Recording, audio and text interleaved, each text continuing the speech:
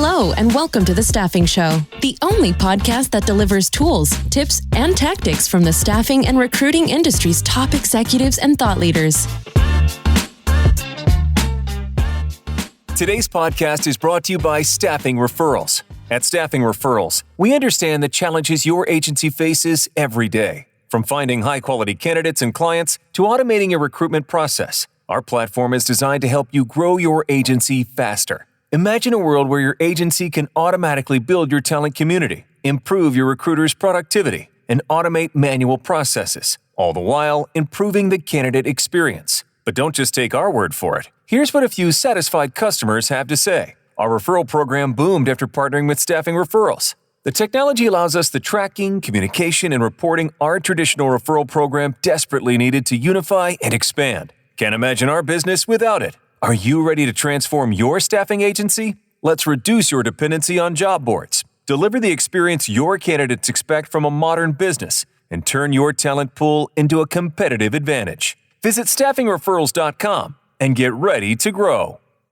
Hello, everyone. Thank you for joining us for another episode of The Staffing Show. Today, I am super excited to be joined by Lauren Jones and Rob Mann from Leap Advisory Partners and hosts of You Own the Experience. Lauren and Rob, super excited to have you guys here. I think everybody in the industry knows you.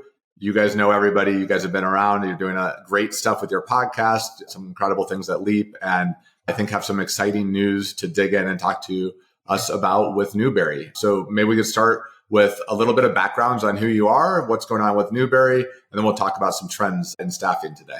Well, so excited to be here, David. Thank you so much for having us. Yes, so lots of exciting things as we come into 2024. We have been complementary, not competitors really, but complementary vendors or service providers in the staffing arena.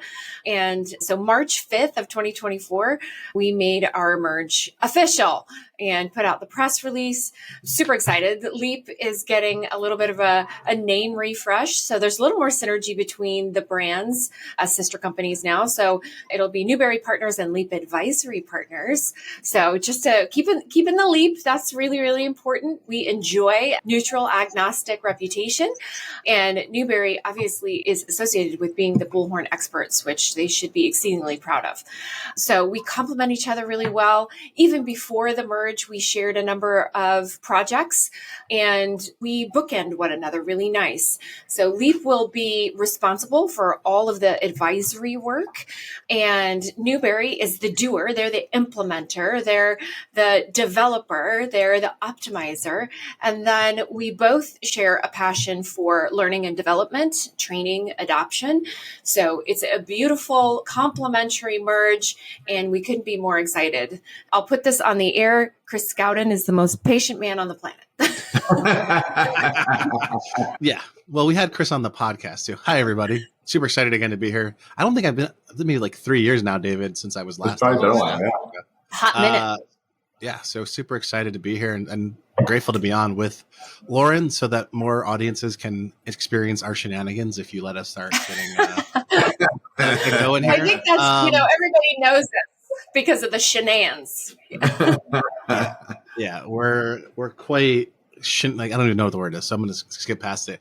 But yeah, Newberry, it's such a natural thing for us to work together. But also, we had Chris on the podcast, and his comment, Lauren, when he was like, "You guys only get to hear this once a week. I get it every day." Of Lauren and I, we're a lot working together. So yeah. Anyway, yeah. I thought that was quite funny. And just so, because I know you guys you guys are experts in the identifying, building tech, like figuring out what should be in your tech stack, optimizing tech stack. But talk a little bit more about what are the advisory services that you guys are offering today? Great question. We'd love to tell you. So on the Leap side, we, again, are going to still help firms. We call ourselves customer advocates, really. So we're going to continue to look at data. We're going to continue to look at resources. We're going to continue to look at customers holistically and then make a determination as to what is really the best technology to help them scale. And scale is really the name of the game when we're having these conversations with agencies that have reached an inflection point or are just starting out and want to make sure sure they do it right. If you're talking about valuation, the tech stack is now a big part of a good valuation. So if you're a newer agency to the market, you've been in the market for a few years, and again, you're at that growth inflection point, technology is going to be a big differentiator. And so you'll continue to use Leap for building that tech stack. We will then turn it over to our sister company to implement it with Newberry and all of their experts, ensuring good configuration. We'll help them map out business process. And then we come back around together to optimize and ensure adoption. So again, there are these just complementary skill sets that allow us to be and offer a full spectrum of service offerings. It's like the one-stop shop. That's great. That's great. So instead of, you're coming in, looking at what's going on, how to optimize it, and then saying, all right, here's the plan. Now Newberry team implement. Now Newberry team, go do. Yeah, that's great. We get the hard job. We have the hard job, David, for sure. Team now. Yeah. It's a hard job. I'll give them that. Well, thank you for the background there. And I think what our audience is probably excited to hear about is, and I know you guys are always forward looking in what's going on in staffing. What are some of the key trends that you're seeing in 2024? Well, we're going to start with sales, right? I actually sat down with some partners last night that are highly focused on top of the funnel. We've seeing more and more partners coming in top of the funnel for candidates and for also engaging with your clients or your prospective clients. But this really happened in 2023, right? We saw that flip when, we saw the statistical side of it when Bullhorn released their grid report. And we saw the number one priority for firms was finding new business, finding new job orders. So that happened in 2023. Nothing has really changed. What we saw before 2023 was, everyone was focused on the candidate, getting candidates, right? And now what we're seeing is that you still need candidates. I think it was ASA, or I think it's healthcare. Like we go to so many conferences in the middle or end of the year that like they all blend together when I'm thinking about stats. But there was like a graph line of focus on client, new client acquisition, and then that finally met the line for new candidate acquisition. So they kind of both are at this high priority point. And we were fantastic order takers for a very long time, right?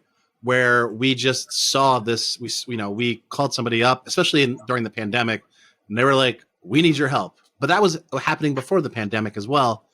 So we've really good order takers, and now we need to start flexing muscles that we, as SaaS sales or as people who've been kind of having to prospect and go to market in a very strategic, tactical way with tooling, right? With some tools are doing. And so I'm really excited to see tools coming into the prospecting for new clients side of the house, where obviously I worked at Herefish, so Bullhorn Automation had that.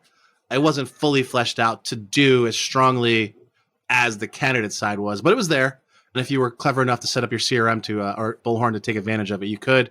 Other systems have CRMs, but we have really robust tools in the SaaS and e-commerce world to engage. And we're going to start to see, I feel like, more of those tools and a lot of training and enablement coming into staffing and recruiting, at least throughout 2024. Lauren, agree, disagree? How'd I do? Agree. I mean, sales has been a big focus. We saw a depressed market exiting 2023, coming into 2024. And so, the hustle is on, and we needed to hone and sharpen those skills. So there's been a lot of focus on retraining salespeople, putting really good process together, ensuring, and from an optimization perspective, we've done a ton of projects that are really looking at the sales process. Is this the right process? And is it reflected in my system through configuration? And more often than not, as a matter of fact, I'd say about 90% of the projects we've had, the new sales process is not reflected in the system of record. And so we're doing all of these sales optimization projects to ensure that if you're going to get adoption, you have to make sure your process is represented in the system that you're using. Because if it's not, you're going to end up in Monday or Trello or ancillary spreadsheets, documenting all of these things. So it's not just sales as a focus, it's sales as a process and optimizing that, which leads us perfectly into the sex trend. Can I get yeah. Whoa, wait, take it easy. Hey, I have a quick story. I have a quick story before we get to that second trend. I've been working with these customers I've worked with the staffing company for a long time, probably since 2018, 2019, and saw them at Exec Forum in Vegas. And they were like, hey, we just implemented HubSpot and we're looking to improve our sales. So 2 weeks later, I get on the phone with them. I'm like, hey guys, what are you going to use HubSpot for? And they're like, oh, just our website. And I'm like, oh, okay. So like, what are you guys doing in Bullhorn? What are you guys doing in Bullhorn for your sales strategy? And they were just like, their mind exploded. We have an engagement with them where we're going to help them understand. We're going to understand the pros and cons of using CRM prospecting for new clients in HubSpot and Bullhorn. So either we're going to evaluate both, and then we're going to go and work through that configuration of Bullhorn with them, or the HubSpot to Bullhorn workflow. All that to say is, if you find yourself having to reevaluate how you're selling or acquiring new customers, you're not alone. Besides, for us, there's some really good people to talk to about this. So, yeah, I'd agree. I've heard from a handful of customers, I think pretty consistently, it's like, oh, well, we do everything talent oriented in our ATS, and then we have HubSpot or some other tool for the sales side. And yeah, I'm like, are they integrated, connected? No, not at all. Well, that's not. And we can help with that too, but that's not why I'm bringing it up. Yeah, that right there, as an advisor, yeah, that is the biggest red flag. When you have a disassociated or disconnected sales organization to your recruiting organization and they're not collaborating, you have longer time to fill, you have longer time to submit, because we're not working together to determine, what are you selling? What am I recruiting? Are they in harmony? And will I be ready when you close that deal? So having these two disconnected systems is red flag number one. You need integrated. There is no transformation without integration. I've said it for the last 10 years. You are going to find yourself with a much better, more cohesive culture if you're both living in the same system. Absolutely. I couldn't agree more. And I always find it just amazing to think about having, it's like, oh, you have, $100 million business, you have two completely separate databases for each side of it. And it's like, oh, but I think one of the other trends that you, Lauren, yesterday brought up was just the idea of optimization. It's something we've been talking about on this podcast a lot, is just doing more with less is a trend in the staffing industry. So why don't we talk a little bit about what you're seeing from that perspective? Yeah, this second trend as we come into 2024, and dare I say, it was already starting to be a part of the conversation last year. This idea of tech bloat.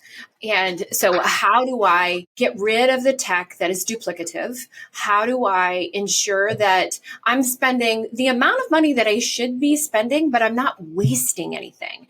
And so there's a real focus on removing waste and tech bloat from the tech stack. And part of that is a few things, right? So you've got to make sure that you've got a good, clear idea of your vendor partner's roadmap. When you don't have clarity or insight, or you're not being a true vendor partner, working with them every quarter to determine what that roadmap looks like, you will not be able to determine if you're going to see duplicative functionality. Because what if the vendor that you're using today has a specific function that will be available in 2 sprints, which is a month, or a fortnight? We'll go Taylor Swift on you, 2 weeks. I'm obsessed with the Post Malone Fortnite song, so can't get it out of my head. But any hoodles, it's how long a fortnight is, by the way? Wait, hold on. Yeah, how long 2 is weeks. A fortnight? 2 weeks. Okay. 2 weeks. I just wanted to make sure. 2 weeks. Yes. 2 weeks. Yeah, a sprint or a fortnight, right? So you've got to stay connected to your vendor partner to make sure you understand what's on their roadmap, so you don't inadvertently go and buy something that is on their roadmap. Wouldn't it be great if you didn't have 27 throats to choke and you just had the required number to manage your tech stack? And I think that's the other concern when it comes to optimization, is just the sheer number of vendors that you have to manage in order to stay competitive. I think everyone right now is very frustrated by that, but I can assure you, listeners, that's not going away. It doesn't matter if you're on Salesforce, it doesn't matter if you're on HubSpot, it doesn't matter if you're on Bullhorn or some other products. You are going to have ancillary vendors to provide specific technical needs. Think of it like the Apple Store on your phone, right? There's an app for that if you need something. That's just simply not going to change as technology continues to expand and grow. And so optimization means a couple of things. You're removing tech bloat. making sure that you have documented business processes that are the shortest distance between A and Z. Because as you scale, those processes change. And we have to make sure that every quarter we're looking and we're honing and we're making it better. Optimization also means you need somebody running the ship.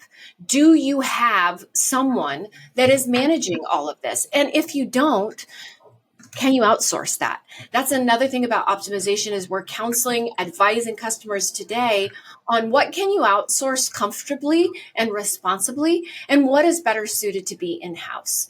And so we've built a number of programs, the client success package being one of them, to essentially be software support as a service, because there are many agencies, particularly in this soft economy, right, where agencies have laid off their bullhorn administrators or tech stack administrators, or they have deprioritized that as a hiring priority, or they simply have had that as a shared role amongst many people, and that puts you at a disadvantage. And so how could we help? Our vision was, how do we help you be better at a reduced cost? And so we put the CSP, customer success package, together to do just that. You can now outsource the tech stack management and oversight and strategy and all of those things to ensure you don't have those problems at the end of the year.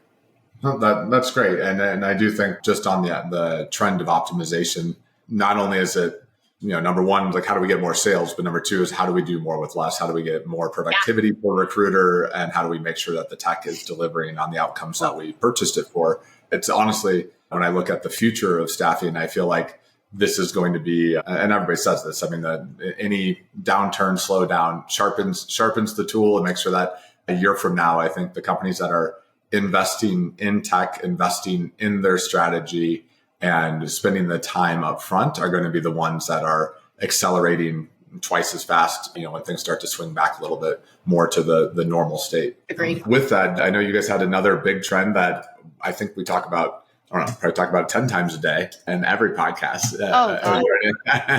Oh, wait. I was going to use this as my example of duplicative software. So every platform has it now. So go ahead, Lauren. I know. AI. I can't go a podcast. I can't go a meeting. I can't go a conference without talking about AI. Now, look, I am obsessed with technology. Obsessed. I eat, sleep, drink it. I look at almost a product a day. I am fully in for it. If Elon wants to put the chip in my head, like I'm here for it. Like out of your damn mind, woman.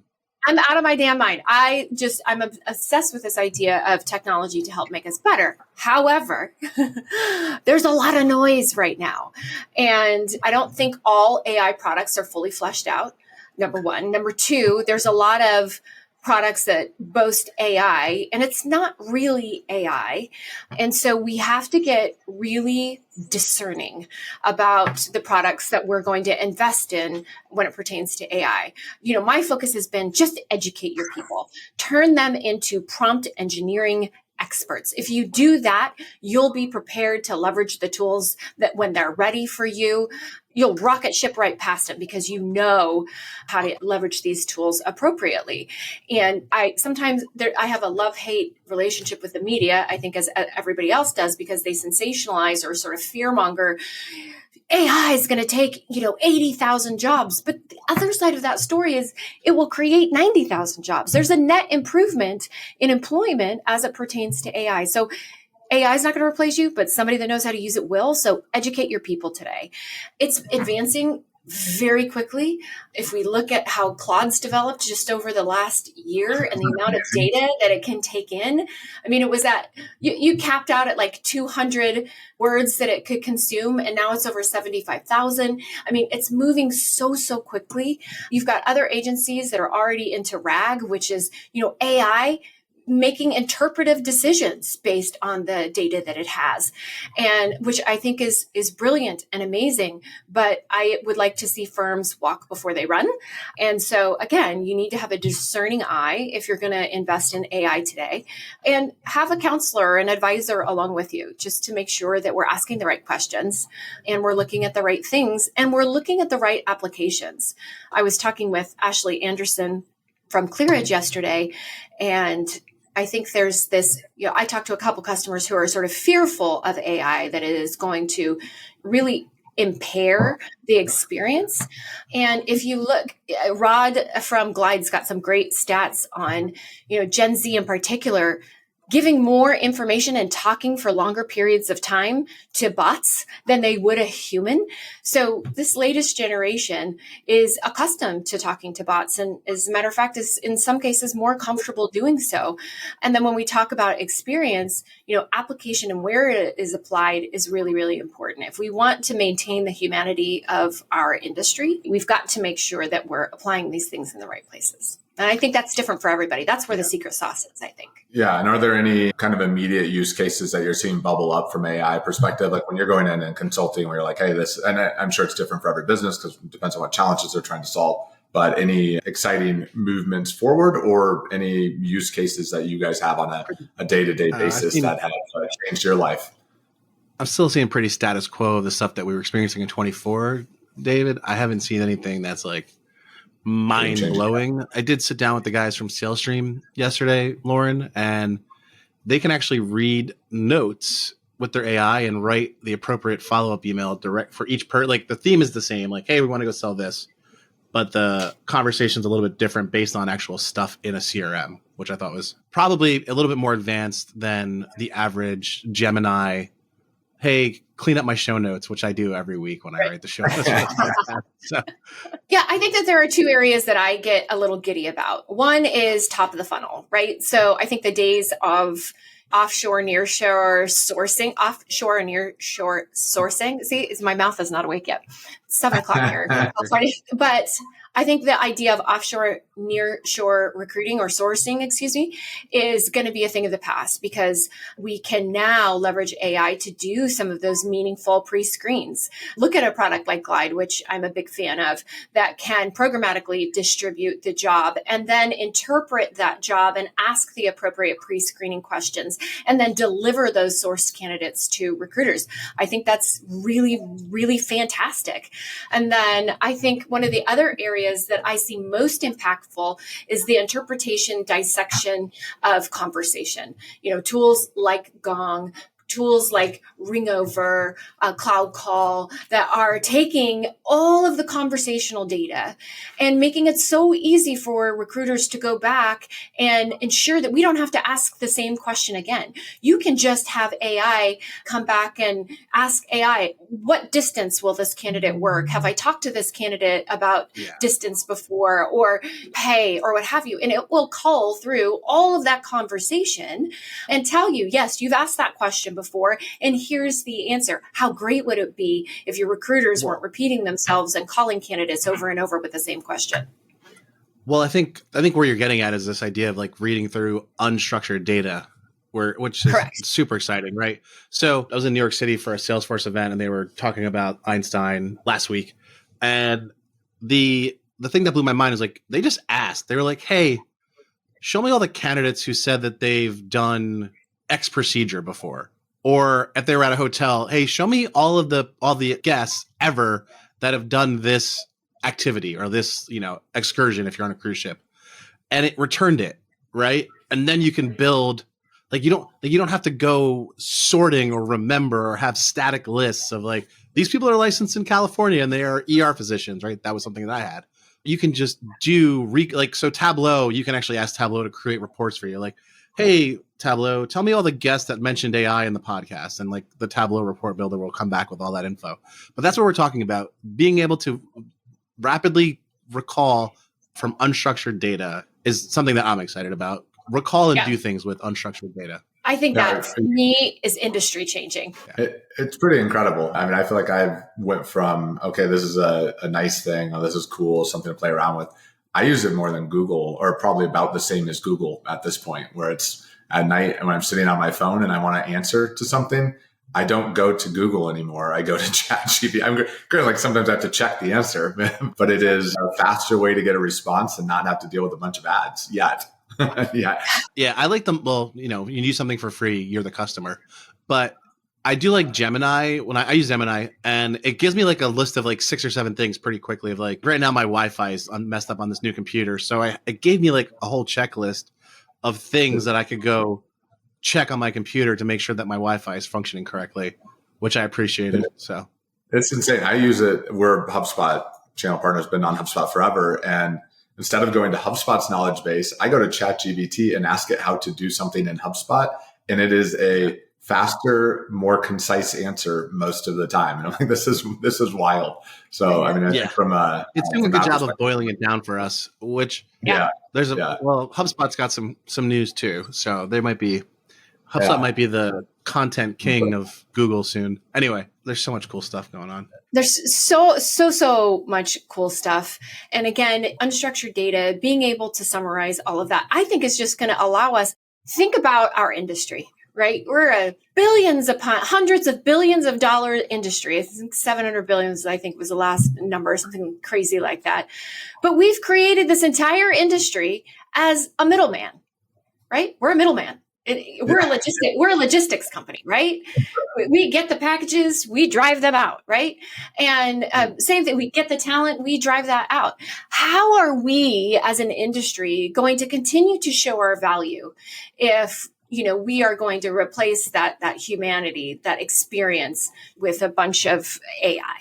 We won't be around long if we do that. And that's why I say the application of AI, that's the secret sauce, where you do those things. And that data interpretation allows us to elevate the experience, ensure we're not asking duplicative questions, ensure we're giving the right information. I see back in March, we had this conversation, blah, blah, blah, blah, blah. Wouldn't it be great if you could hear that? Like Rob said, I think being able to take unstructured data and do something meaningful with it from a level of service is really exciting to me, because even though I love technology so much, I love treating people with kindness even more. So I hope the world that it's a world we talk about on the podcast a lot. I know you guys have as well, but I hope the future with AI, with all the automation, is still the one where we are able to show up as better humans and focus on the relationship more effectively, because we have tools that allow us to get the information we need to actually ask better questions and understand where things are at. So I think that's what you guys are talking about. I hope that's the path that this is going down. So me too. I've had a thought about AI and I forgot it, and then I just remembered it when you said that. So one of the C-suite of Goldman, or the CTO of Goldman, said it's no longer important to have good answers. It's like what's more important is to study philosophy to understand how to ask good questions. Mm-hmm. Because of what AI can do for us. But really what that does is brings us back to one of the most important things that Ted Lasso taught us is be curious and not judgmental. Be more interested than trying to be interesting. Yes. Amen to that. And remember, I was teasing with Josh Granville of Newberry yesterday. I'm like, I think I talk to these AIs more, or these bots more than I do people often, because I love Perplexity for research. I love Claude for creative, love Gemini for real-time information, ChatGPT for that logical output. I mean, they're all good and really awesome at different things. And if you can apply them just like you would apply experts within your organization on the right things, they give really great outcomes. Go experiment. Go have fun. Yeah, Lauren it comes is to me pretty for banter. Rob's my banter bot. Well, you guys, you could even do that with ChatGPT. I can't remember the presentation at Exec Forum, but it was Butler Street did a presentation on using ChatGPT audio role play, which I had not thought about it for using sales role play, but I've actually been on a run. I was going to call somebody with a question, and then I think maybe I did call them in an answer, and I was like, you know what? I'm going to throw up ChatGPT and have a conversation about this challenge that I have right now. And that's not the real time component of it. It's not perfect yet, but you can literally have a conversation with AI right now on your phone, and it's a kind of a mind blowing experience. So yeah. I'm going to hold off on doing that for as long as I can. But it's I do it every day. Maybe when the baby's born and I need some me time. Adult conversation. ChatGPT. I would like to have an adult conversation. Ask it to ask you the questions you need to understand to have it help solve a problem. That's where it gets interesting. Is I'm like, I don't know what question to ask it. And then I'm like, well, what question should I ask to solve this? It'll be like, I'll walk you through that. So that's just a wild experience. But yeah. What else are you guys excited about? Anything else you want to dig into? I know we've talked about AI, optimization, sales, kind of the three mega trends. you want to do some closing comments and go from there? Yeah, go ahead, Rob. Yeah. So most importantly is you got to understand how to set yourself up for success. There's all these things. There's so much tech. There's so much media, right? Like as an example, what inputs are you using to be successful, to have good outputs? It's really about the inputs. It's really about, making it easy for your team to use something. Pick your inputs, pick how you're configuring your business or your technologies that you're using, and go test it for a quarter. Don't change it that quickly, right? There's things you can pivot on quickly, and there's things that you should probably let it run and see how it works and keep pushing through it. So that's what I got. I think there are three things that I would leave your audience with. The first one is your tech stack is a living, breathing thing. Treat it as such. It needs care and feeding. It needs consistency. And so if you can think of it as a living, breathing organism, you will think about it differently, and you will treat it differently, and you will care for it differently. The second thing is experiment.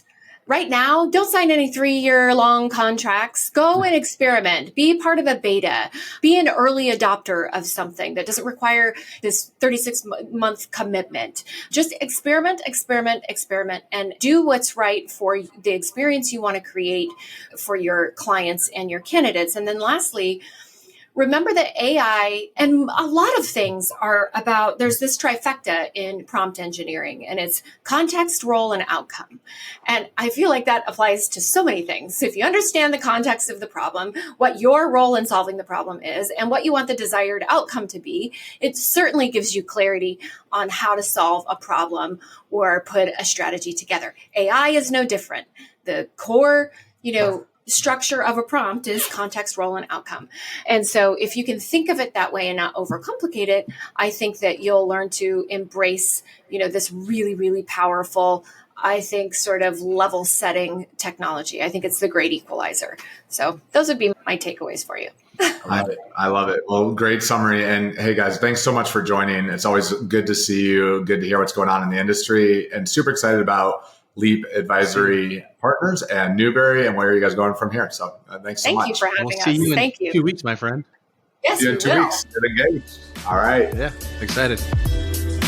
Thanks for listening to The Staffing Show. Don't forget to sign up for our newsletter at staffinghub.com to never miss an episode. Until next time.